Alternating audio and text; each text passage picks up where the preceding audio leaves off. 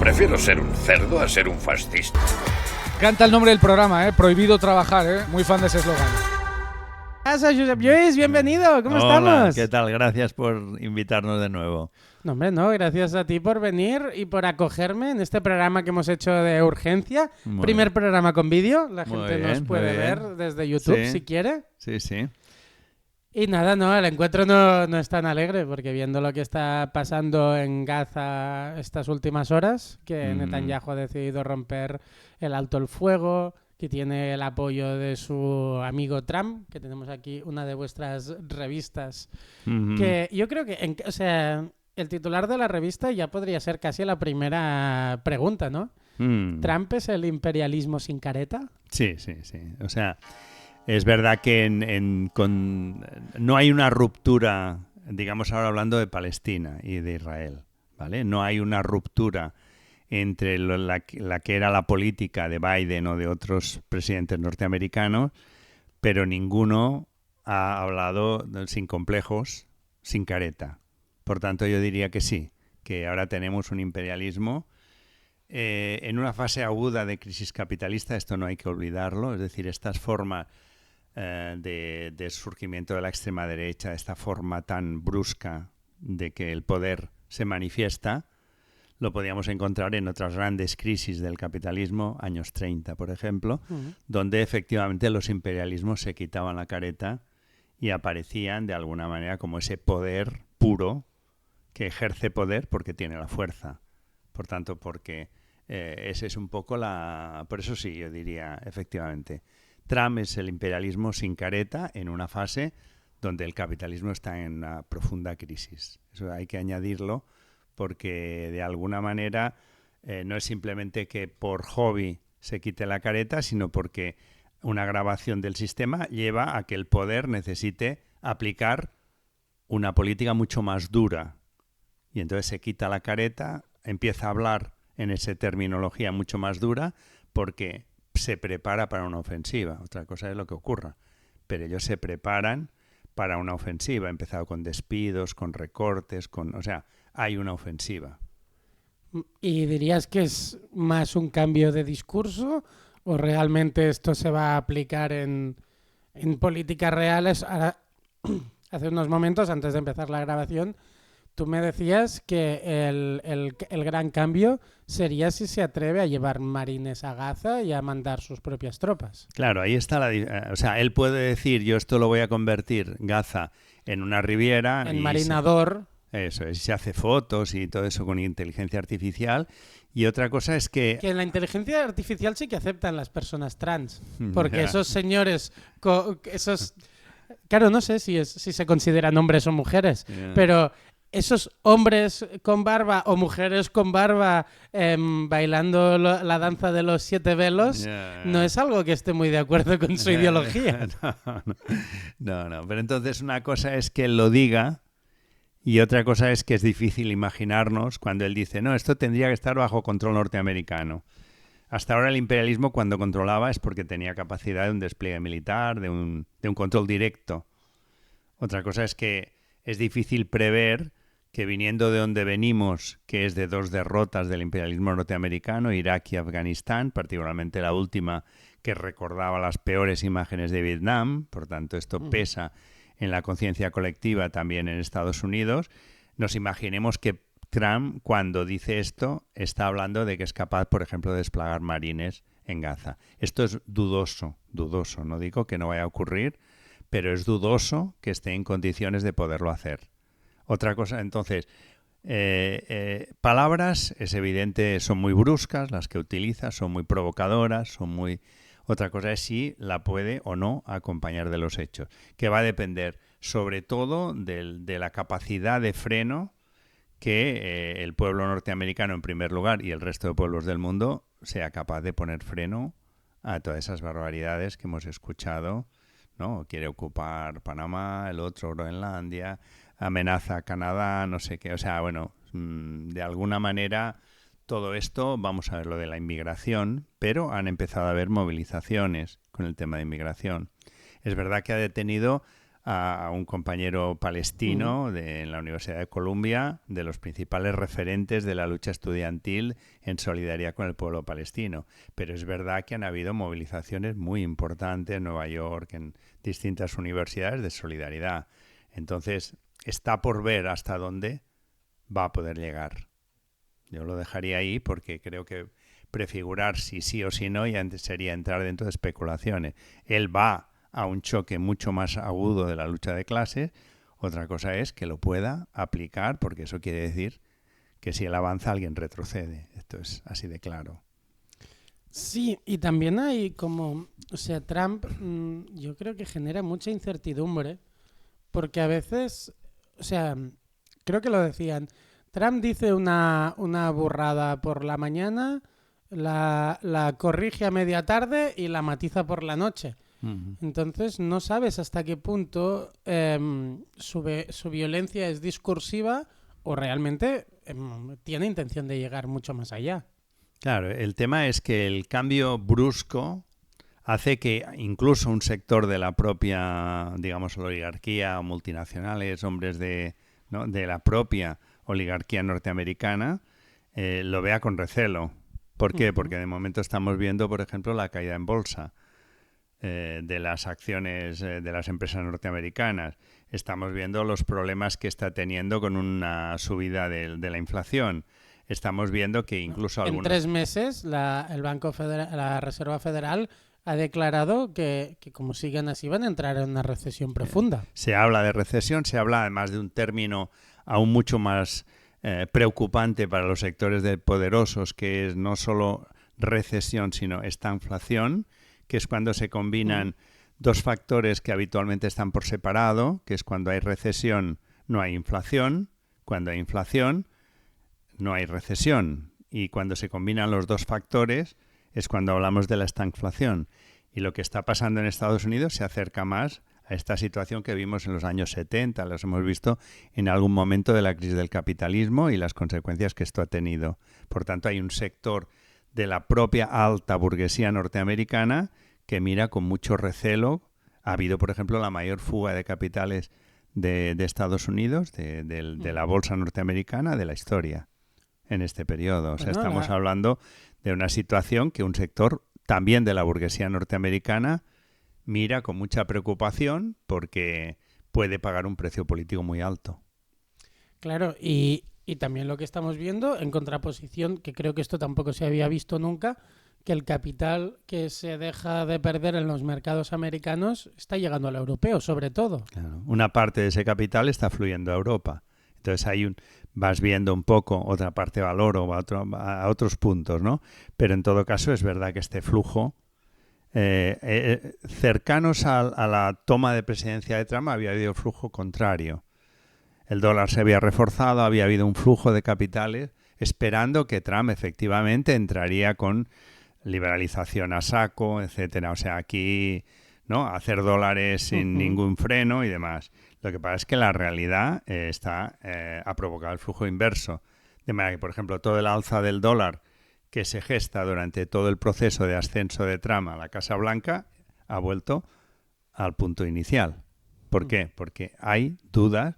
Por eso hablábamos, ¿no? Que una cosa es el capital querría hacer una ofensiva, digamos, los grandes capitalistas querrían hacer una ofensiva como la que anuncia Trump, sí.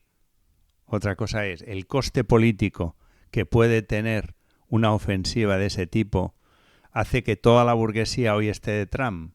Hay voces, Warren Buffett mismo, muy críticos, es decir, sectores del propio gran capital norteamericano que dicen estamos entrando, esto está pasando, ¿no? Esto no es, ¿no? Es un poco una parte también la vimos con Milei, ¿no? Milei llega con la motosierra, tal, los sectores ya querrían que llegue hasta, o sea, que haga retroceder las condiciones de vida de los trabajadores, aumente los beneficios, todas estas cosas ya querrían. Otra cosa es que aplicar ese plan tiene un coste social y político que hay sectores del propio capital que dudan que se pueda, que pueda ser, que estén dispuestos a aceptarlo. Es que, a ver, me salen dos voy a hacerte dos pequeñas preguntas y ya luego ya vamos directamente a Gaza. Pero sobre Trump me salen dos cosas. La primera es la gran... O sea, en Estados Unidos viven con una gran mentira, sobre todo con el concepto de la sanidad, porque hace no mucho, no sé si lo leíste, hace 2 o 3 meses, la gente del Orden Mundial hizo un informe bastante detallado que está muy bien, explicando que los americanos pagan en impuestos prácticamente el doble de lo que pagamos aquí en el Estado español por no tener sanidad pública. O sea, solo por ayudas, por este tipo de cosas, para financiar una sanidad privada que es más ineficiente y funciona peor al ciudadano y le ofrece peores servicios, acaban pagando más impuestos. Que entonces es como que su discurso no tiene ningún sentido.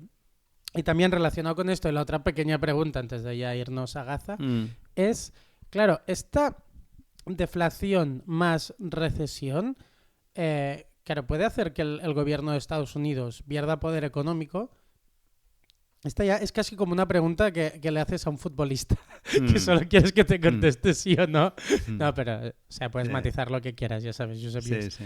Pero, o sea, que esta recesión se produzca, lo primero que me hace pensar es que bien, el gran capital tendrá menos poder para presionar a las clases trabajadoras, pero creo que el poder para presionar a las clases trabajadoras, para si quiere enviar marines a Gaza o a Ucrania o donde los quiera mandar, creo que su poder no baja en ese sentido porque tenga una mala perspectiva económica o no la tenga. Sí.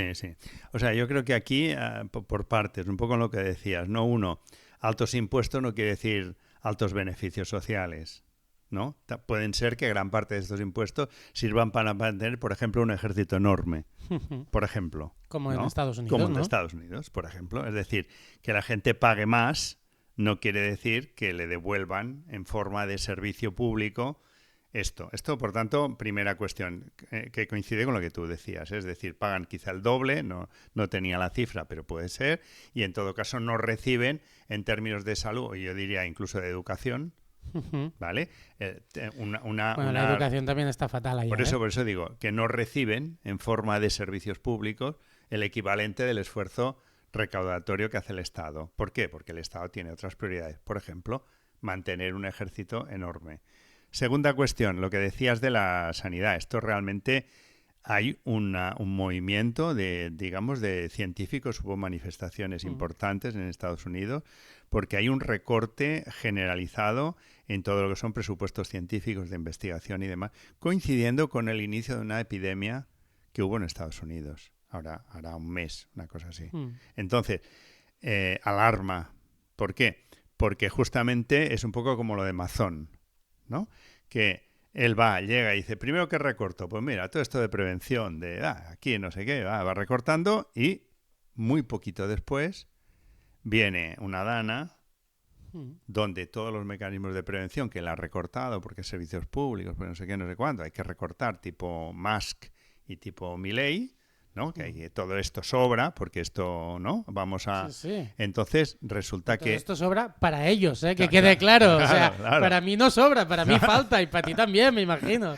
No, clarísimo. Quiero decir que ellos van a recortar, en el sentido que tú comentas, obviamente, y entonces viene una dana y se lleva por delante y hay 200 muertos, etcétera, ¿no? Y esto mismo está pasando porque están habiendo situaciones de cambio climático que el propio Trump niega y su gobierno niega, por tanto que no combate, que está llevándose por delante situaciones graves. Entonces, por tanto, la segunda cuestión que tú decías, no solo no llegan los recortes, sino que la política es negar la necesidad de que hayan esos servicios. Ha puesto al frente del sectores negacionistas de todo el cambio climático, o sea, es una situación de todo el gobierno de rechazo, de un poco de todo el desarrollo. Por eso es importante esta reacción del mundo de la ciencia, porque además le van puestos de trabajo, pero además van cuestiones de investigación que pueden ser de interés público, ¿no? Entonces yo creo que esas dos cosas me parecen importantes. No me acuerdo cuál es la tercera que has comentado.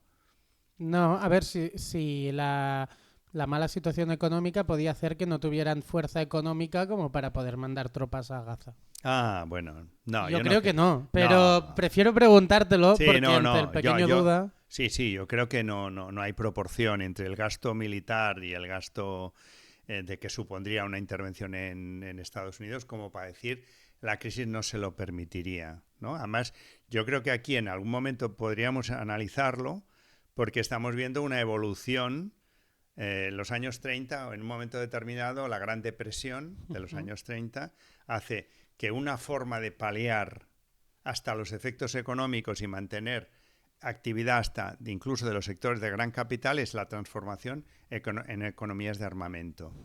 Mucho de esto hay en Europa, con la crisis del metal en Alemania y demás, y la inyección de dinero que hace que una parte de ese metal continúe produciendo, pero ahora no va a producir coches, va a producir tanques, ¿no? Entonces, esa parte tiene un efecto también desde el punto de vista económico, ¿vale? Importante. Entonces, por ir un poco, la proporción no le impediría en estos momentos una intervención de marines en Gaza. Eso no vendría por ahí. En todo caso, hace falta ver si tiene digamos, la fuerza política para poder gastar ese dinero en una intervención y que esa intervención empiece a provocar recuerdos del Vietnam, etcétera, cadáveres de soldados norteamericanos, que pueda surgir un movimiento que es muy fuerte en Estados Unidos de solidaridad con el pueblo palestino, ¿no? Una de las principales causas, la principal causa, según los estudios posteriores, de la pérdida de los 6 millones de votos de Kamala Harris, que hizo que ganara Trump, porque no es que Trump mejorara, sino que Kamala empeoró. Que empeoró. El principal factor, según los estudiosos, fue justamente la política de Biden con relación a Israel y Palestina. Bueno, y cuando yo te entrevisté aquí, hará 2 o 3 meses, precisamente me dijiste que Kamala Harris estaba actuando en contra de su propia campaña electoral, defendiendo lo que estaba defendiendo sobre Israel. Absolutamente. Y ahí se demostró y ella perdió los 6 millones de votos. Creo que fue algo así.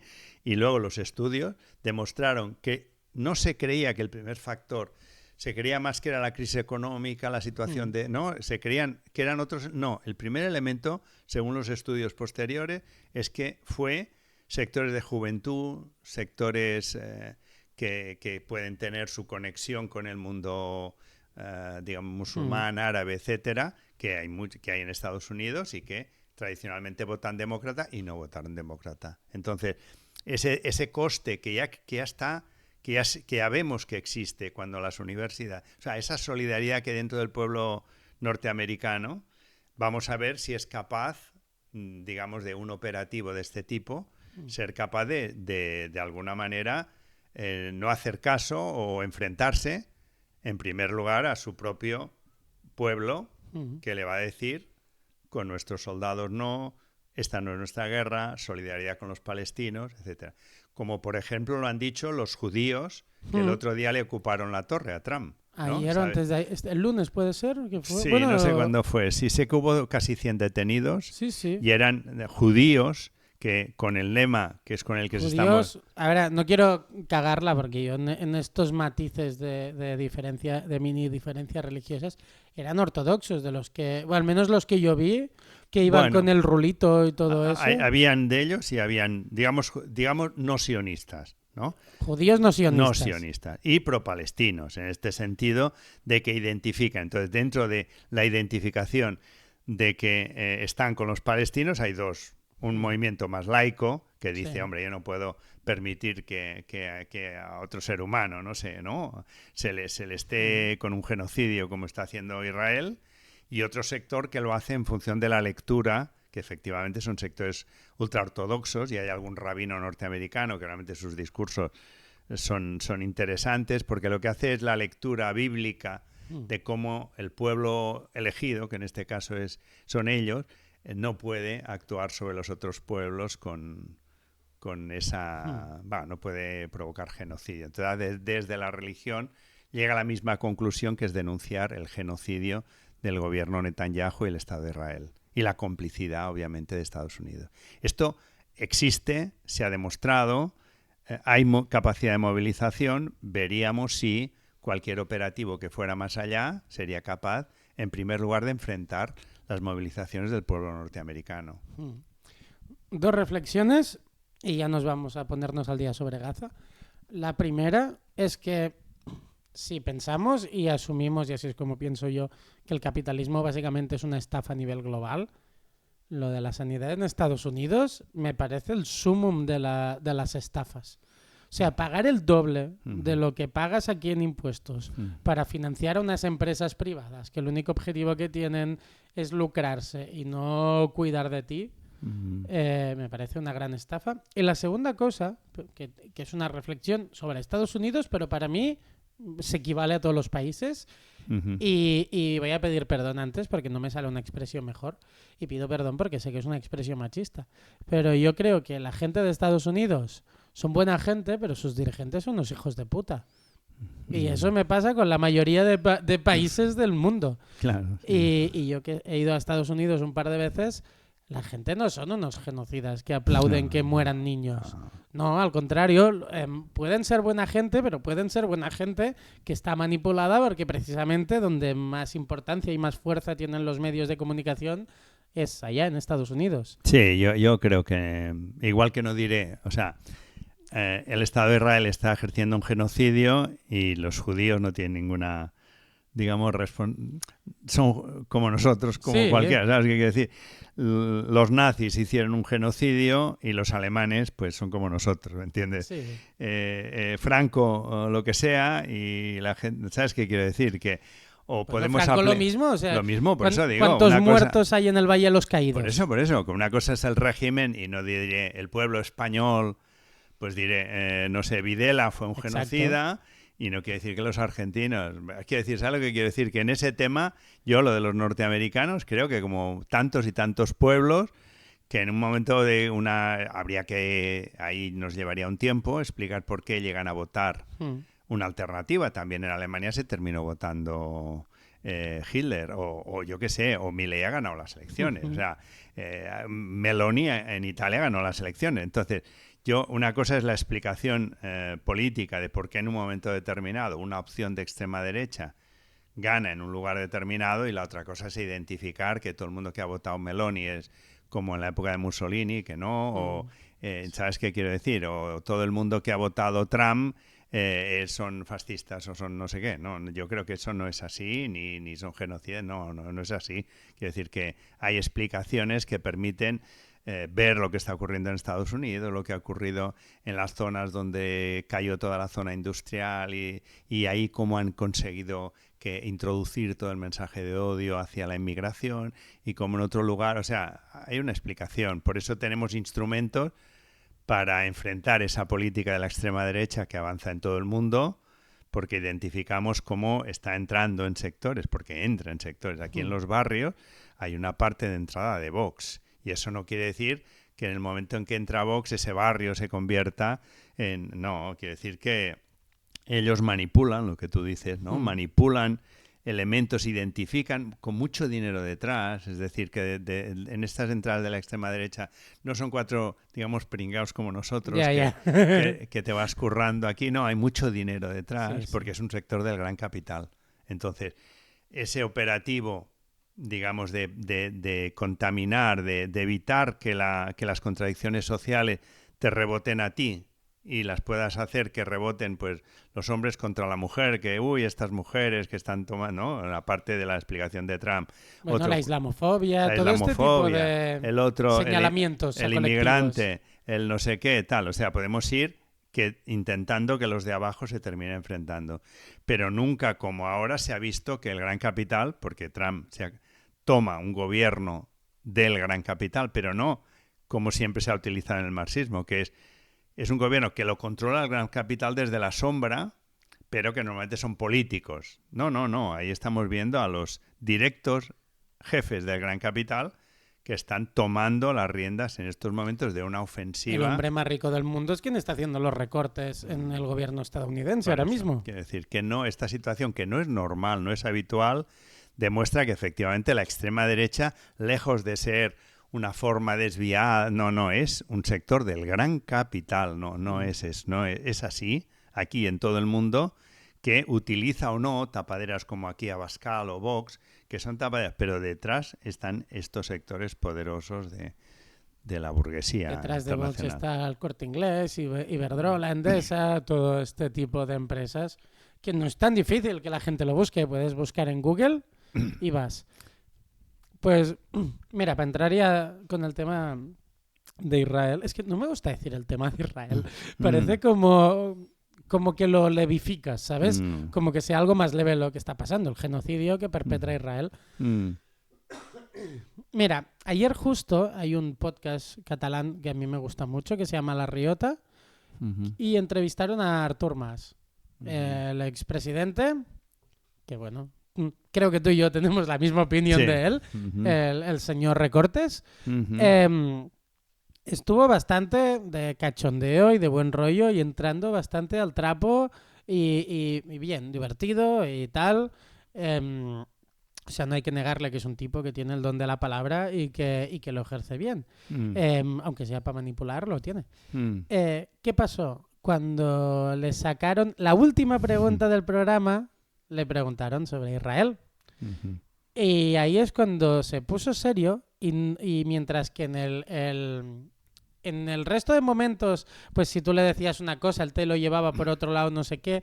Aquí tenía como la opinión muy clara y las cosas muy marcadas y evidentemente pues diciendo que Israel había sido un pueblo que había sufrido históricamente. Concretamente le preguntaron si el premio que le dieron Cataluña a Israel, creo que en el 2010 cuando era presidente, si ahora se sentía vergüenza de que se lo hubieran dado, teniendo en cuenta que Israel estaba cometiendo un genocidio. Entonces él evidentemente negó la mayor. Dijo que no había ningún genocidio y que teníamos que entender que el pueblo de Israel había sufrido históricamente. Y entonces el compañero que le hizo la pregunta, el Marc Llibre, que también ha estado en este programa y es un chaval muy majo, le dijo que, hombre, pero precisamente si tú has sufrido un genocidio, lo que no quieres es que esto le pase a los demás. Y ahí ya no le dejó hablar y dijo que hay temas sobre los cuales no hay que debatir, no sé qué. Y estamos en este punto. Quiero decir, ahora mismo Netanyahu, desde hace 3 días, si no me equivoco, está volviendo a bombardear Gaza sin ningún aviso hacia la población, que la gente estaba en su casa y no se pudo ni proteger, teniendo en cuenta que antes tampoco habían sitios seguros.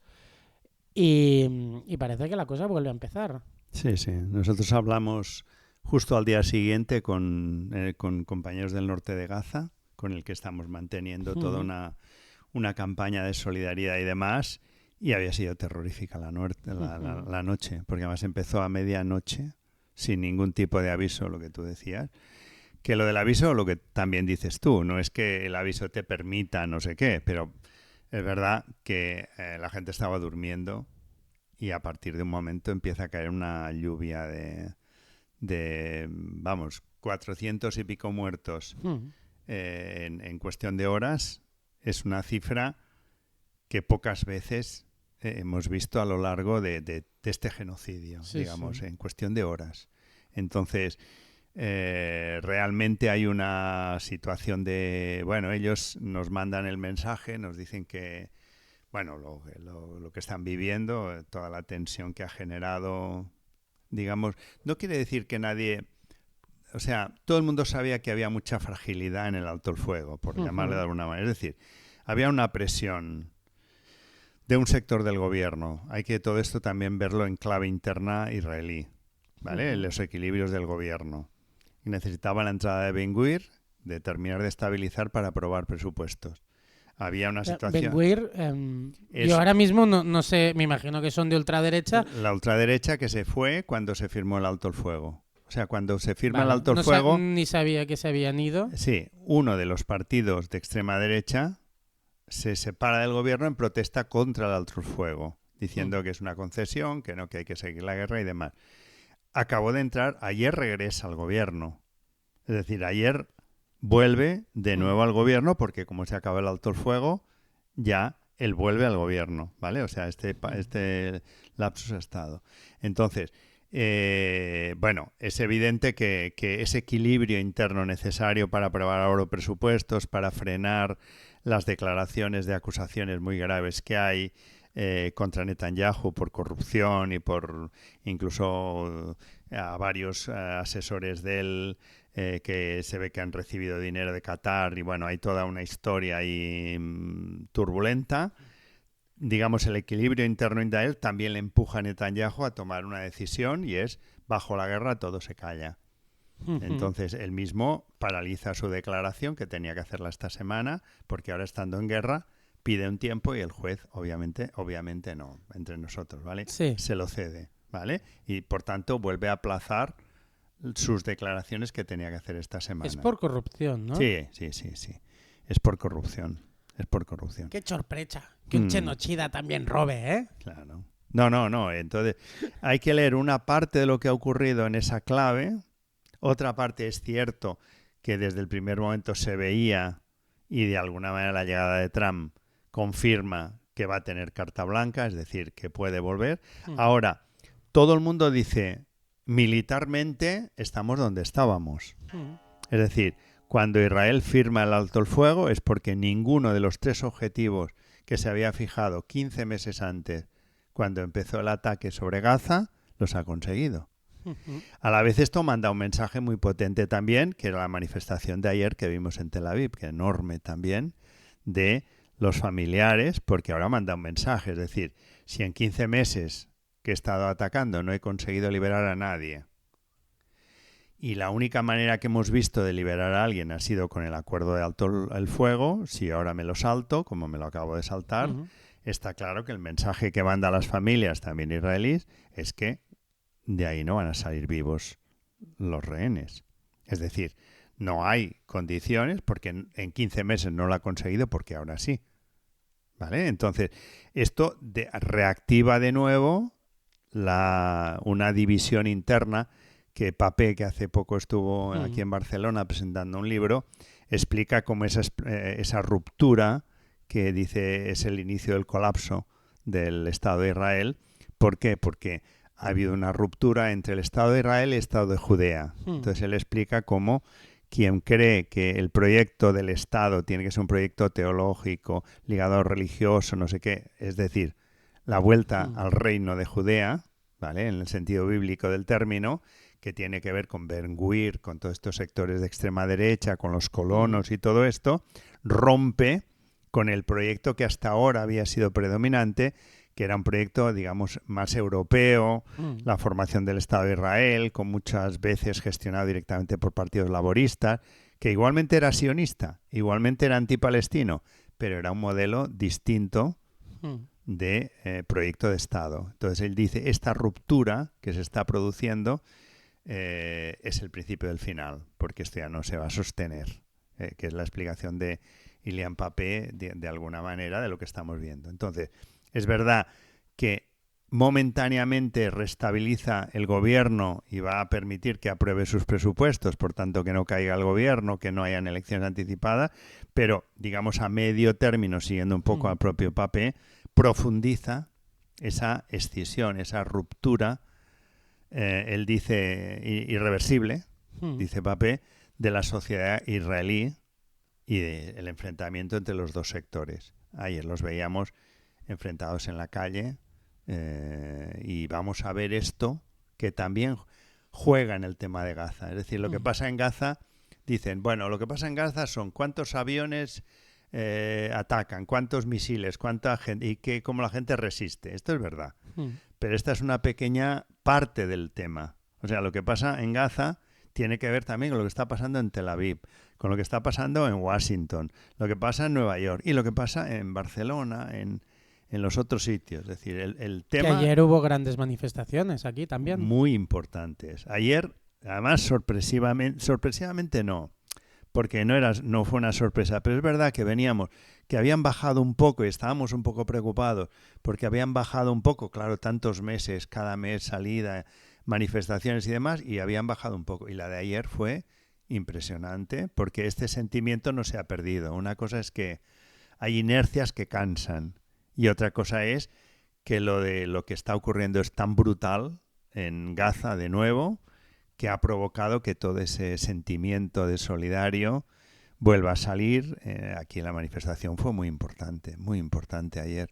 Entonces vamos a ver de nuevo todos esos mecanismos de aislar, digamos, el foco este de, ¿no? de odio, que realmente es que está planteando el exterminio, que está planteando la limpieza étnica, cómo la movilización internacional va a jugar un papel importante, por lo menos en poner muy claro que esa complicidad de los gobiernos y todo se les sea muy cara. O sea, y entonces parte de ellos ya los vemos nerviosos, ¿no? Empezando por el propio Ayuntamiento de Barcelona, que hace 4 días restablecía relaciones con Tel Aviv y que ahora sale diciendo, uy, es que no, empieza a estar incómodo porque efectivamente...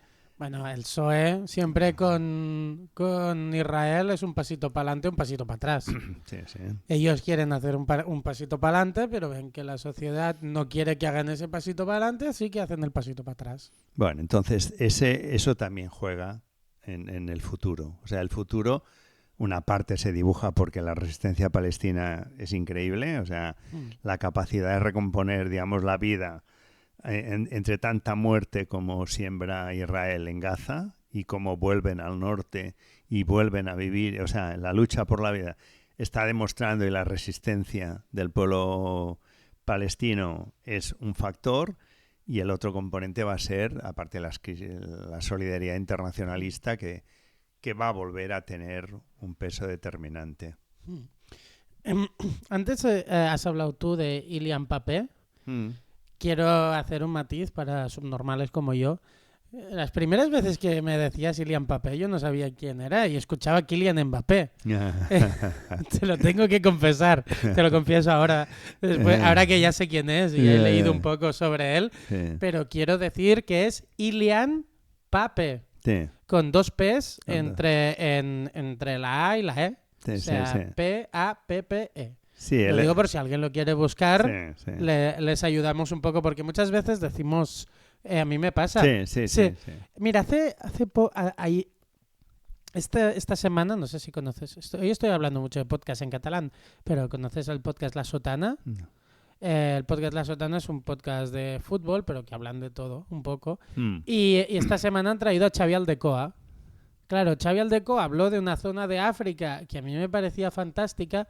Pero claro, o sea, tuve que buscar todos los ríos de África para entender cómo se escribía lo que él decía. Entonces, por eso cuando a veces decimos nombres que son complicados para nuestro entender y nuestra cultura, está bien. Sí, para completar un poco la información sobre Kylian Mbappé, él es nacionalidad israelí, o sea, él tiene allá, profesor creo que es de Haifa, de la universidad, allá, hasta que llegó un momento que era imposible continuar defendiendo lo que él defendió, que es tiene, no sé, como 20 y tantos libros publicados, y muy críticos, obviamente, con el Estado de Israel, al punto de que actualmente está ejerciendo en Londres, creo. Bueno, en Inglaterra seguro, creo que en Londres, concretamente.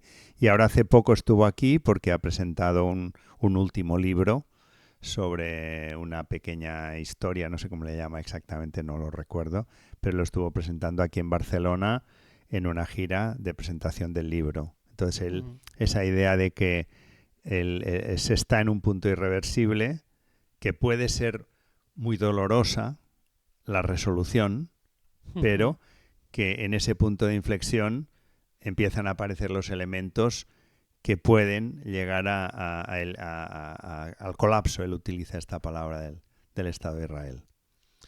Mira, Josep Lluís, con toda la franqueza sobre la mesa, nos quedan 10 minutos porque tenemos obligaciones los dos, que hay que trabajar y hay que hacer responsabilidades familiares.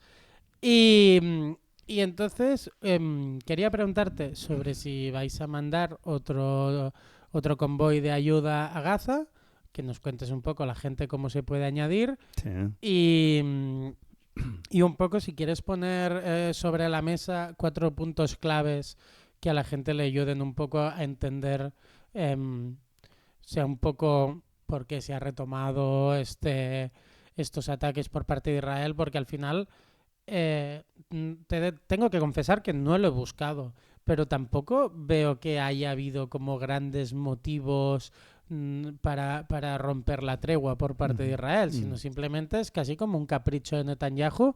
Es un poco lo que tú nos has contado, de para salvarme el culo a mí y que no me juzguen por corrupción, porque presuntamente es un corrupto. Y me gustaría quitar el presuntamente, pero mira, por si acaso, teniendo en cuenta que tenemos una fiscalía con la piel muy fina, mejor dejarlo. Y pues esto, básicamente un poco. Yo creo que, digamos, los principales factores habría que leerlos en clave interna, esa de salvar que tú hablábamos, ¿no? O sea, estabilizar el gobierno, salvar los presupuestos, frenar las acusaciones de corrupción. También a las manifestaciones se ha unido porque ha cesado a uno de los servicios de investigación israelí, el Shin Bet, que es uno de los organismos de investigación que le estaba investigando. Con lo cual, aquí ¿Qué hay sería todo. como la UDEF? No sé, ahora no sé el equivalente. Bueno, la UDEF es la que investiga los casos de corrupción, si no me equivoco. No, es militar directamente. Ah, vale. Militar, es investigación militar. Vale, pensaba que era en plan... Yo ahora no te querría decir una cosa por no, ¿sabes? Por no dar una información que no sea. Sí, eso es. Entonces, justamente esto, de manera que las manifestaciones que protestan contra que Netanyahu ha saltado el alto el fuego y por tanto de alguna manera ha sentenciado a los propios rehenes, también están contra la dimisión, el cese que ha cesado al del Shin Bet. O sea que los servicios de inteligencia. Entonces, yo creo que hay que buscarlo sobre todo en esa clave interna, más que en que haya un nuevo objetivo distinto del que hubo y del que durante 15 meses fue incapaz de resolver. Por tanto, ahora, digamos... O sea, que vuelvan sus socios de gobierno y que no le juzguen por corrupción. Yo creo que hay más factores de internos que no un nuevo objetivo. Los objetivos continuos los han definido. Ayer en la intervención Netanyahu ayer habló y los 3 objetivos eran liberar los mismos que hace ahora ya 16 o no sé cuándo, después del 8 de octubre, ¿no? Pues desde entonces los mismos, y esos han sido incapaces. Y una parte del ejército, al cual una parte de ellos ya los ha cesado previamente, han dicho que eso militarmente no se puede resolver. O sea, yo por eso se está gastando recursos o sea, es como si intentas regar el mar, ¿no? En el punto de vista militar, sí, desde el punto de vista del equilibrio interno que le permite frenar, evitar la crisis de gobierno, salvarse el tema de los presupuestos y todo esto, sí. Y en todo caso el interés, porque aquí el interés inmediato lo podemos ver más en todo el tema de Cisjordania, ¿no? En Gaza. Porque ahora igual los focos van a Gaza. Es muy grave lo que está pasando en Gaza, pero no debemos perder que hay también un foco que hay que mantenerlo puesto en Cisjordania. ¿Por qué? Porque en Cisjordania hay una política de limpieza étnica. Empezó en Jenin, siguió en Turkarem, empezó ahora en Nablus, o sea, ha empezado por el norte, donde entran las excavadoras al lado de los tanques, se expulsa a la población. Del orden de 40-50 mil personas han sido expulsadas de su casa y les han dicho que no van a volver. Entonces, cuidado, porque no hay que perder de vista ellos tienen un gran problema estratégico, y es que para que el Estado de Israel funcione, permanentemente tiene que crecer el número de colonos que llegan a Israel, porque claro, tú puedes ganar terreno, pero luego ese terreno alguien, son los colonos quien tiene que ocupar. Y en este último año, y este es otro de los factores que Ilian Papé da mucho peso, y creo que con razón, es que Israel ha perdido, primer año, Israel ha perdido población. Porque ha habido una parte de judíos que gente que se ha ido, ¿no? Se ha ido. Entonces, ese es un problema estratégico, porque en un proceso en un sistema de colonización donde tú no quieres dominar la población local que vive allá, sino lo que quieres es expulsarla y sustituirla, tienes que tener con quien sustituyes. Ujú. Por tanto, esa parte de la pérdida de población de Israel es un tema muy estratégico y muy importante, es verdad. Pueden destruir, pero si tampoco luego no puedes ocupar de alguna manera estable y demás, lo que hoy avanzas militarmente, tienes muy poco asegurado. Y también, si tú estás, recogiendo lo que me contabas antes, si tú estás cambiando cómo enfocas el Estado y en vez de ser un Estado más democrático donde todas las religiones y todas las ideas pueden convivir bien y conviertes en un Estado puramente sionista y judío que no aceptas ninguna otra religión, claro, también, o sea, tu número de ciudadanos baja porque no todo el mundo cumple esos parámetros. Sí, hay una parte, ha sido importante este último año y medio, desde el 7 de octubre, de la población israelí que ha marchado, que de alguna manera abandona y dice yo aquí no, y me voy, ¿no? Entonces, el tema este es un tema muy importante. Entonces, ¿preocupa la situación en Cisjordania? También. Lo digo por el tema Gaza, efectivamente es brutal lo que está ocurriendo, pero cuidado no perder un poco. Hemos puesto una alarma, Josep Lluís, para no pasarnos, ¿eh? Ya nos suena la alarma. Sí. Y entonces la otra cosa que nos decías, ¿no? O sea, la última entrada, ahora hará 3 semanas que se consiguió la última entrada de ayuda, la 11ª, ¿vale? La 11ª entrada de ayuda va directamente a una organización sindical, Comité Independiente Obrero Palestino, se llaman así, la organización. Con ellas tenemos una relación de más de 20 años de trabajo. Ellos han venido aquí, nosotros hemos ido allá y demás. Ha habido siempre una colaboración con esta organización que ayuda a mantener una cuestión que es clave en la resistencia, y es que la resistencia, si está organizada, resiste mejor. Y eso es lo que está viviendo el pueblo palestino. Por tanto, nuestra ayuda, todos sabemos que las posibilidades que tenemos de mandar recursos y demás es una gota de agua en un mar, es decir, eso somos conscientes de que eso es así. O sea, nosotros no estamos salvando a nadie en el sentido de salvar, ¿no? de estas cosas, sino apoyar los proyectos de estructuración, que eso sí es estratégico para poder resistir, ¿no? Entonces, el tema este de parte de las camisetas que llevamos, sí, pues son de una campaña también de sindicatos de aquí, de enseñanza. Luego nos hacemos una foto para publicarla en redes y que la gente vea las camisetas. Sí, ¿Y es camiseta y sudadora, son los 2 modelos que hay. Tenemos uno de cada, Sí, parecemos sí. 2 modelos. Sí, sí. Mira, yo estaba buscando lo de ayuda para Sí. mostrarlo a cámara, porque vosotros, aquí tengo que enviasteis el 6º pack de ayuda, Sí, ahora convoy de ayuda. este es el 6º y nosotros ahora el último que entró hace 3 semanas fue el 11º. El 11º. Una parte muy importante fue en agua, pero ahí había también comida y han habido de entregas un poco las que ellos van definiendo en el momento que hay posibilidades. Ahora llevamos estas 3 semanas que habría posibilidad, digamos, material aquí para poder mandar, pero no se ha visto la forma de cómo todo esto podía hacer la entrega. Cada entrega está documentada, de manera que las 11 entregas hay un vídeo que recoge la cantidad, lo que se ha hecho de cada una de ellas, y ahí han ayudado muchísimo, pues yo qué sé, pues desde las camisetas a iniciativas muy variadas que han habido. Increíble, porque yo creo que no nos esperábamos que pudiera tener la respuesta que está teniendo, de ayuda. Cuando les propusimos dónde entregábamos, porque hay sindicatos hay en todo Gaza, ¿vale? Nos dijeron, no, al norte. El norte es el lugar donde las condiciones son peores, y hasta ahora las 11 entregas se han hecho, menos una que se hizo en Ciudad de Gaza, porque una parte del norte había sido desplazado y se entregó en Ciudad de Gaza. El resto todas son en Jabalía, en Beljaya, en el norte. Y pueden encontrar cómo ayudar en vuestra página web, Sí, ¿no? sí.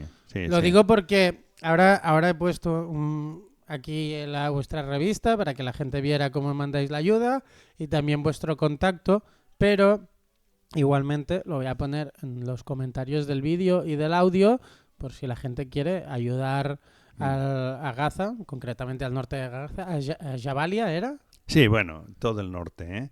Jabalia, Benjaya, hay varios. Jabalia es digamos, el campo de refugiados mayor que hay en el norte, pero hay un par de localidades más donde también se está entregando y es la zona más destruida, porque era la zona que en un momento determinado hasta Israel planteaba vaciarla de gente para lo que fuera, Sí. ¿vale? Pero vaciarla.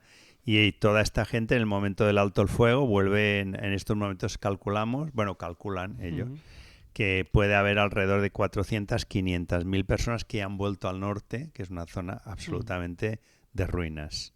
Pero están viviendo allá casi 500.000 de personas sobreviviendo y ahora vamos a ver qué ocurre con toda la situación. Bueno, hago una última reflexión y te doy el micro para el minuto final, que digas lo que tú quieras porque ya estamos fuera de tiempo. Mi última reflexión es, no sé si has visto Germania No Zero de Rossellini. No sé. Tienes que verla. Es una... Bueno, yo estudié cine, entonces a mí lo que me va es el cine. Se fue a Berlín justo después de que los aliados liberasen Berlín de los nazis, y la película es una película, digamos, normal, pero que ves toda la Alemania derruida. Lo digo porque todo lo que hemos visto esta película, la imagen de todo Berlín derruido nos impactó. Y lo único que quería destacar es que primero que veáis esa película porque es cojonuda. Y segundo, que si os imagináis Gaza, aún es peor que como estaba Berlín después de que la liberasen de los nazis, los aliados. Absolutamente. Y ya, Josep Lluís, te doy el último minuto, que no queremos faltar a nuestras responsabilidades. No, yo simplemente intentar un mensaje que nos mandan ellos, ¿no? Dicen, no nos veáis solo como víctimas que somos, porque es verdad que han habido muchas víctimas, ¿no? Vernos como resistentes. Y esa reflexión es importante. ¿Por qué? Porque ante las víctimas sentimos del dolor y un poco la pasión, ¿no?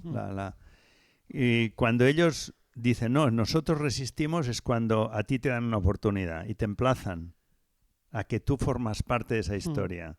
Entonces, ese mensaje que ellos nos repetían y nos dijeron, sobre todo, decir, resistimos, ese es el mensaje. Ellos resisten, ellos están enfrentando un proyecto imperialista, como se ha visto clarísimamente ahora. Es posiblemente uno de los puntos más elevados de la barbarie, al menos de la última que estamos viviendo. No quiere decir que sea la única, porque hay más situaciones, pero con la ejecución directa del imperialismo, con televisión, etcétera, es uno de los ejemplos donde el imperialismo, el capitalismo en crisis, nos puede conducir. Detrás de su resistencia estamos todos y todas. Entonces nos da esa oportunidad y nos emplaza a la vez a ser factor, porque somos parte de la solución. Esa convicción de que no podemos hacer nada, no, sí podemos hacer. Y nosotros con ellos, o ellos con nosotros, es igual, formamos parte de la solución. Y todos estamos como emplazados a tomar ese papel que su resistencia nos permite. Entonces yo de verdad emplazaría a la gente a que haga charlas, que ahí también que nos lo diga, que podemos ayudar, que lo que sea, que establezcamos campañas, condiciones, porque es en todo el planeta que se vive esa solidaridad, detrás de lo que ocurra ahí nos jugamos un poco el futuro todos. Y este sentimiento es común, porque cuando te informas un poco sobre las mujeres que son agredidas sexualmente, una de las primeras cosas que te dicen es no me veas como una víctima, mírame como una superviviente. Y al final tengo la sensación que es la misma emoción y la misma sensación la que se quiere transmitir. Sí. No soy alguien que está perdido, soy alguien que está luchando. Y creo que esta es la gran diferencia. Y eso es lo que nos invita a nosotros a luchar con ellos. Y a mandar ayuda. A mandar ayuda también, claro. Pues ya está. Muchísimas gracias, Josep Lluís. Muy bien. Muchas gracias a vosotros y a ti. Y bueno, muchas gracias a todos y todas por vernos y escucharnos y llegar hasta aquí.